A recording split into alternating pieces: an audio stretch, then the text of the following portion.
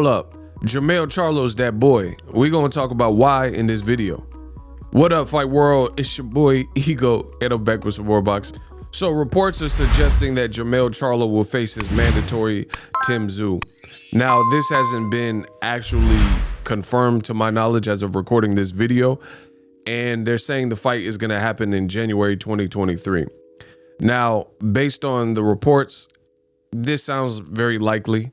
Like, I can understand it, because especially if they're pushing it that far out, he's a mandatory anyway, and he's been saying that he wants his opportunity, his shot. So I could see this fight happening. Now I got to keep it a buck like a dollar store.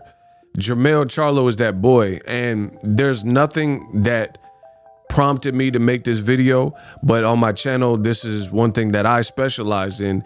And, you know, I'll talk about what I want to talk about.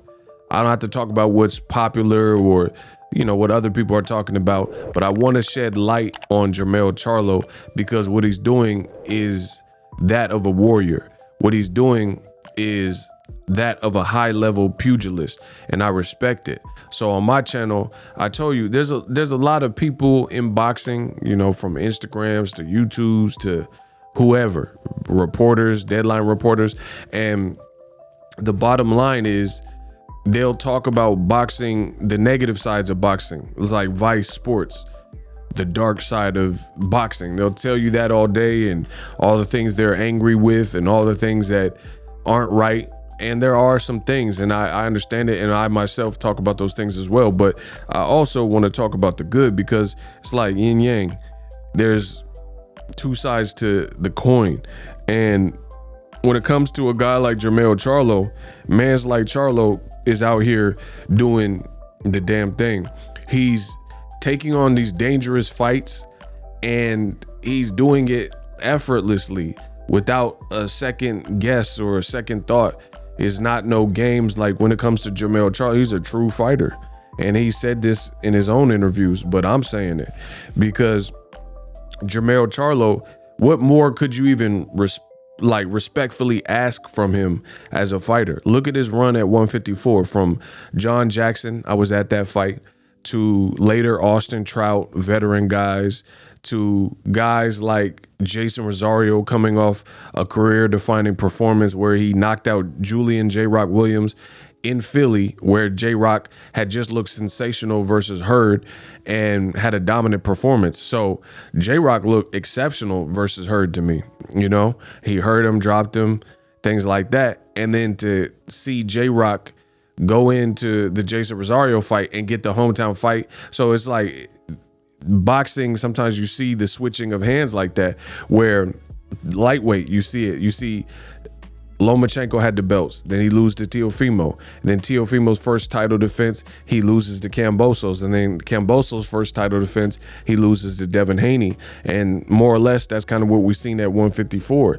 You look at the 154 picture, you had Hurd, who was a champion, and he had a fight in DC. He's from the DMV area, had a fight in DC, and he got, you know, embarrassed or beat decisively by J-Rock Williams, the visiting fighter, at home. Like, so he was at home and he got beat by the visiting fighter.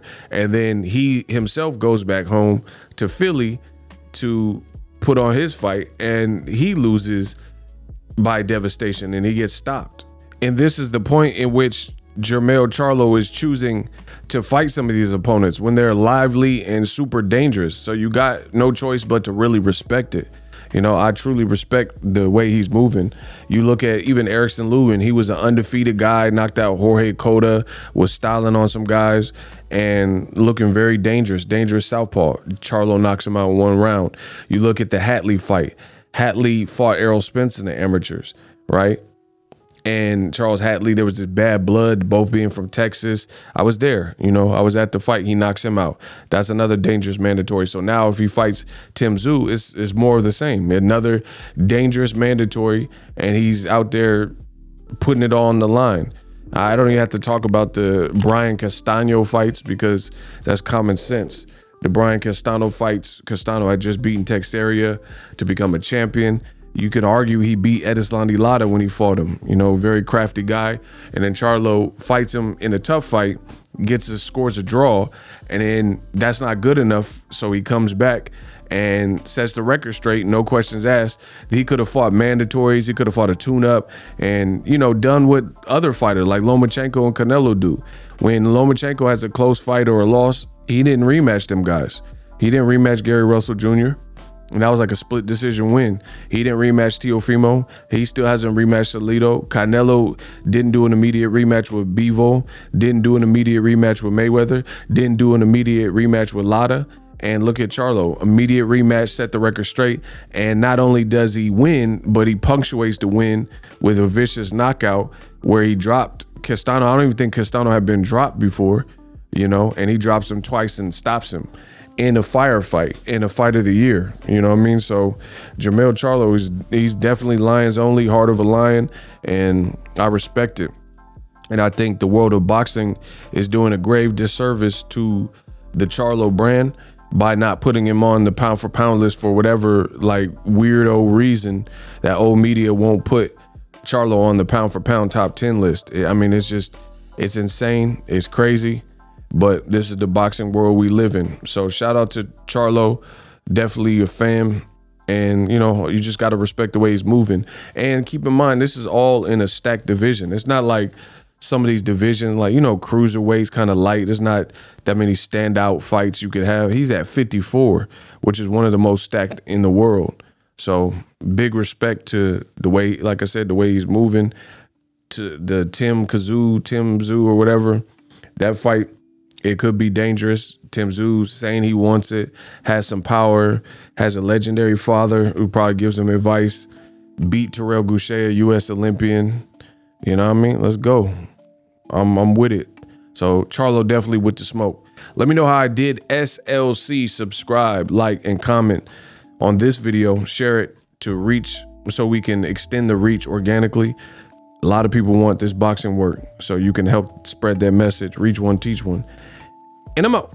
Introducing Super Thanks. Right here on the official Boxing Ego YouTube. Super Thanks allows you, the viewers, to show a little bit of extra gratitude, which enables me as a full-time content creator to push out the content you need in the world of boxing. Underneath all the videos, you will see a heart with the $sign in it. You can enter any amount that you find suitable as a super thanks. A brand new interactive and colorful way to get your comments highlighted and noticed by not only myself, but other people on the YouTube platform. Super thanks, a unique and cool way to show and applaud us full-time content creators. Hopefully you guys enjoy the content. Super thanks. The future is now.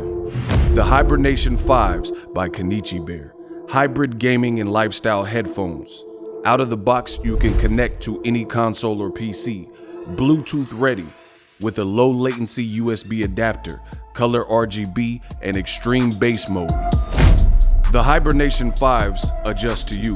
Whether you need a gaming, travel, gym, or lifestyle headphones, the Hibernations got you covered. The new Hibernation 5s, link in the description. Customize the way you hear the world. Welcome to the nation. Are you tired of your YouTube videos not getting any views? Well, consider TubeBuddy. I've used TubeBuddy for years to scale up my YouTube channel. Now we're sitting over 200,000 subscribers. TubeBuddy is a browser extension that offers a ton of built-in productivity and time-saving services to take your channel to the next level. Use my link in the description to get started with TubeBuddy and level up your channel faster. We working.